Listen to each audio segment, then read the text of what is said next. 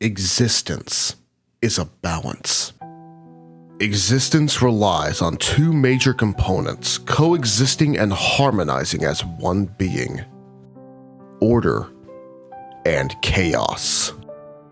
Order enforces natural rules and stability to apply structure and familiarity. Chaos brings in unpredictability, which contributes to creation, evolution, and growth. Two divine and eternally powerful beings control these two factors. They are appropriately named the embodiment of order and the embodiment of chaos. The embodiments are near the top of the hierarchy in regard to divine beings, with titans and gods being below them. The only one above these embodiments is destiny, which is the incarnation of existence as a whole.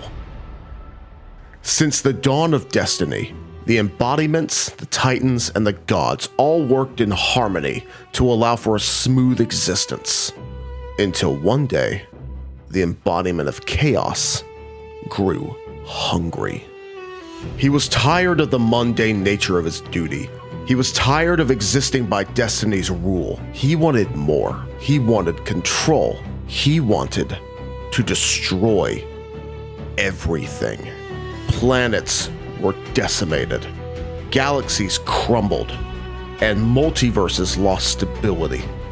The embodiment of order tried desperately to maintain balance and stop the embodiment of chaos from causing more havoc, but it was to no use. The embodiment of order grew weak, and destiny started to malform. The gods and titans knew what they had to do. They had to attempt to destroy the embodiment of chaos. They knew they would probably fail, but they did not relent. They fought endlessly to try to break the embodiment down, but to no avail.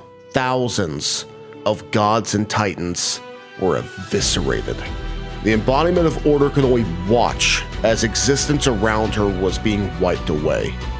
Finally, she had enough. She used the last of her power to encase the embodiment of chaos in a divine cage in the form of a crystal. A crystal so powerful, not even an embodiment could escape. If he couldn't be destroyed, he could at least be imprisoned forever. The divine crystal gradually sapped away the embodiment's power. Soon enough, his power was gone.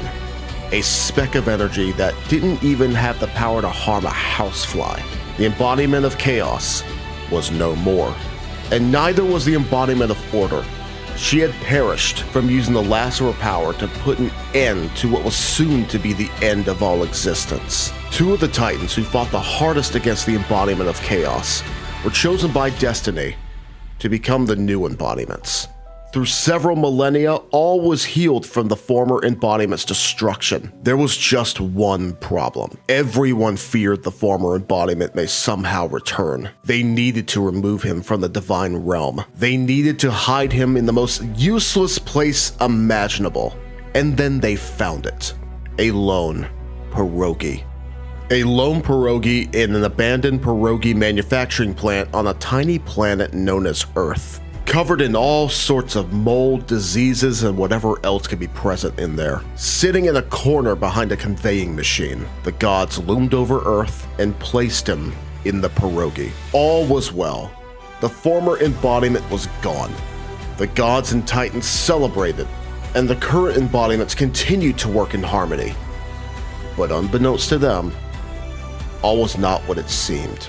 One day, the pierogi woke up. The pierogi was now sentient. He couldn't move, but he could see, and he could hear, and he could think. He was helpless. He was alone, and he had no power. It was a fate worse than death. He knew he would never become the powerful embodiment he used to be. All he could feel was sadness, loneliness, and rage. As time went on, his emotions strengthened. He later gained the ability to speak, and then the ability to move. Maybe he did have some of that power all along. The Pierogi still wanted that power and control, as well as vengeance on those that took away what he had before. However, he grew to embrace what he was, a pierogi filled with potatoes, cheese, and bacon. He used some of the power he had built up with his emotions to create a new realm, a realm he could call his own, a realm themed around bacon. And in this bacon realm, he continues to reside to this day, awaiting the time he can seize an opportunity to seek revenge on those who ousted him and took his power. He is no longer the former embodiment of chaos. He is Bacon Pierogi.